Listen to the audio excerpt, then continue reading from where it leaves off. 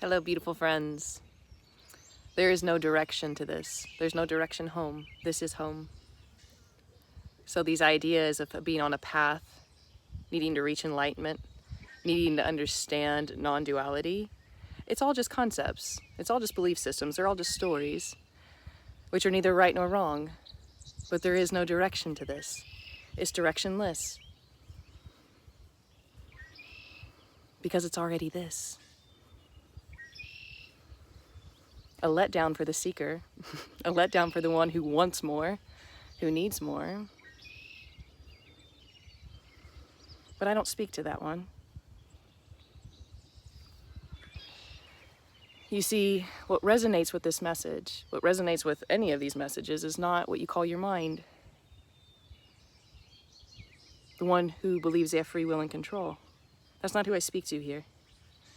There's nothing for that one here, because that one is a figment of the imagination. It's smoke and mirrors. It's not actually there. It's a mirage, apparition, a ghost story. Ooh. You see? There's no ego to let go of. There's nothing you need to heal or transform before you can be whole. Those are stories. This is already fucking whole. This is already fucking free. Already. This includes pain. This includes emotions. This includes the apparent loss and gain. You see, because everything is an empty, full appearance simultaneously.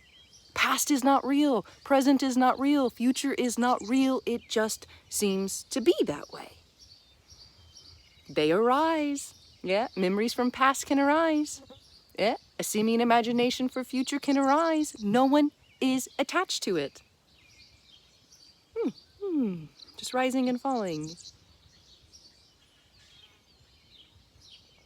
You see, the reason why the sense of separation, which is a complete and utter dream, it's a total fable, the reason why it's so interested in past, present, and future is because that's how it seems to keep itself alive in this pseudo-reality of smoke and mirrors. Yeah? I can hide in my past trauma. I can hide in my past greatness, whatever it is. I can just hide in my past. I can try really hard to enter the present moment. There isn't one. And I can project what I would like to be and fantasize into the future. It's a prison. It's a total prison because self-consciousness, which is an illusion, seems to arise and it thinks, okay, this cannot be divinity. This can't be wholeness. This can't be the beloved. So I'm going to project what that's like into a future scenario. That's Heimdall. Yeah. And until I reach that, fuck all this. This isn't it, but it is. The magic hides in the mundane. The mystery appears as a me, or not. So there's no right or wrong. It's not wrong to feel like a person. It's not wrong to have a personality. It's not wrong to have preferences or quirks. What we're talking about here is this illusory belief and energetic contraction that says, I'm in control. I can practice my way to something called heaven and enlightenment. There's a problem here. Something's broken. That's the whole position of the illusory person. There's a problem. You see? Because here's the gambit of the person is, oh, enlightenment or liberation or awakening, I'll always be in bliss. I'll always be happy. I can walk on water and multiply fish. I can read people's minds. No, anything can appear. Being uncomfortable, comfortable. Pain, joy, bliss, ecstasy, anything can arise. No one's attached to these sensations. The person's attached to these sensations because it seems to build an armor around certain emotions, whether they're positive or labeled negative. But you're not an emotion, and you're not just a thought, and you're not just a sensation. These things simply arise. Who and what you are can't be defined. And cannot be boxed into a certain emotion or feeling, but that's what's sold on the spiritual marketplace is, oh, you'll always be in bliss. And if you're not in bliss, well, you've got more healing to do. But what if there is only bliss? And this also includes pain, sadness, apparent losses. What if all of that is bliss? You see, but there's a definition for bliss for the person. And it's all good stuff. There is only the great mystery. There is only that which so many want to call God. It's appearing as everything already. This voice, the birds, sensations. It's just these sensations are actually arising for no one. The dream is they're arising for someone, and I need to do something with them.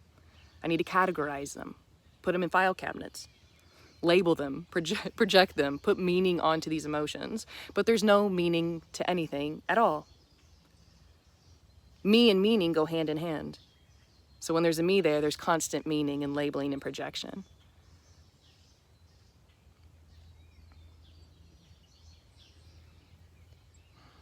Which seems to create the story, the lineage, time. Thinking seems to create time, but I must say, you're not the one thinking. You're not choosing your thoughts, you're not choosing your emotions either. They're spontaneously arising. This is already spontaneous freedom, orgasmic wildness.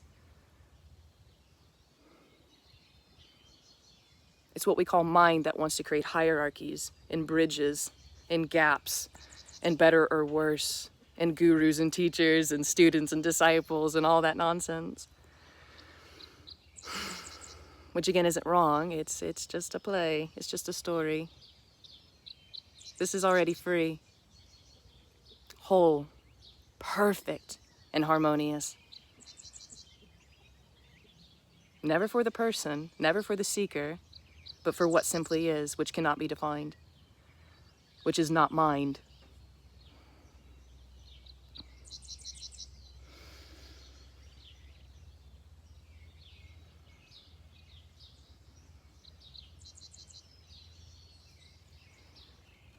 Excuse me.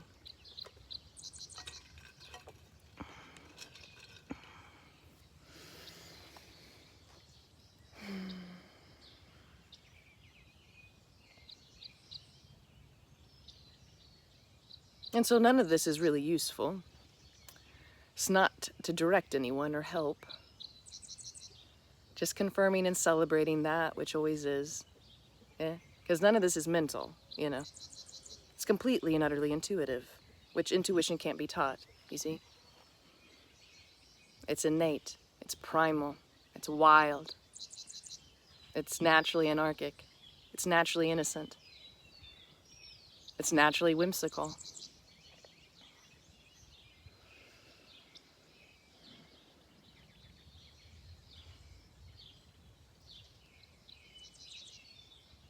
In truth, in short, we're really just pointing to a naturalness, an organicness, before what we call the programming of mind, or I am, seem to arise.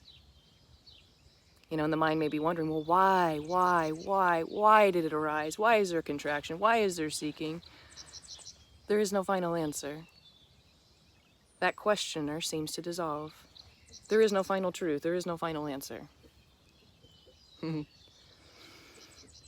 The one who has all the questions just seems to stop arising in that which you call consciousness.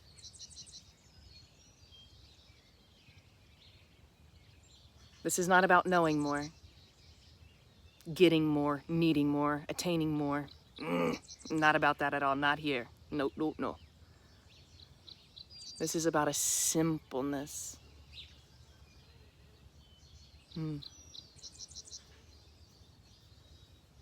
organicness. That which already is appearing. Life appears this way because that's how life wants to appear. Otherwise, it wouldn't be appearing.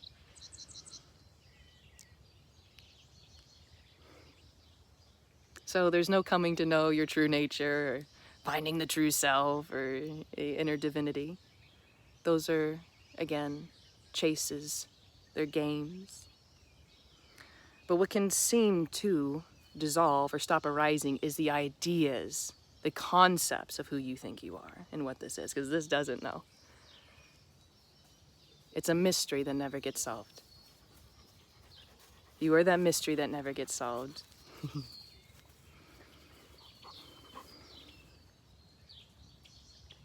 It's a joy for no one, not someone.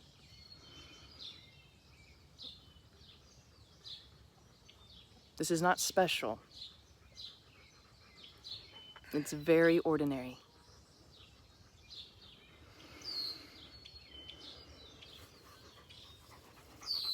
Hello, my love.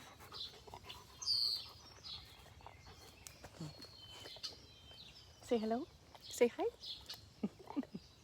I know it, I know it, I know it, I know it. And so, this is home. And your intuitive heart knows this. This never will. No matter how hard you try to mantra it, it never, ever will. I love you. Thank you.